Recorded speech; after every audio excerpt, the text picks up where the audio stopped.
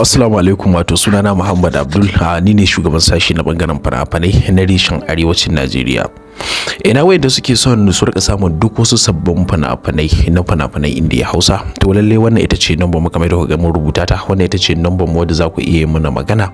Idan kuka yi mana magana, insha Allah za mu yi kokari mu tabbatar da mun isa sakunan ku, mun amsa muku.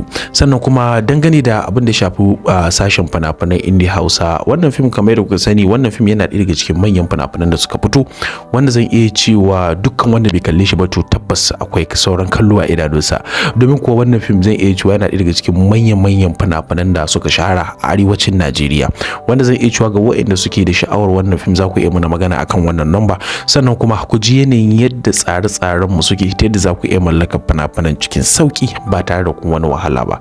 Hallo kuma kamar da kuka sani dai, tsarin mu na VIP yana nan daren. Mutanen Nijar muna ƙara godiya sosai da kuma himma da kuma ƙwazon da kuke yi akai, ta yadda kuke kokari mu ku tabbatar da kun ba mu gudunmawa a kowane lokaci. Kamar da kuka sani dai, wato tsarin mu na VIP tsari ne wanda yake da abu guda biyu.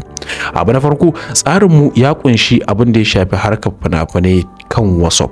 Muna da group na WhatsApp wanda muke sanya mutane. Sannan kuma idan mutum ya ga misali baya iya amfani da WhatsApp ko kuma yana son ya dinga amfani da Telegram, to lalle muna da tsari guda biyu kamar da kuka ji na muku bayani. Tsari na farko, muna amfani da wato Telegram. Tsari na biyu, muna da group wanda kawai fina-finan Indiya ne amma kuma bangaren WhatsApp. Don haka zaɓi ya rage naku. Idan kana son mu sanya ka group na WhatsApp, muna da shi. Idan kuma kana son mu sanya ka group na Telegram, shi ma muna da shi. Don haka sauki ya zo ne gare ku.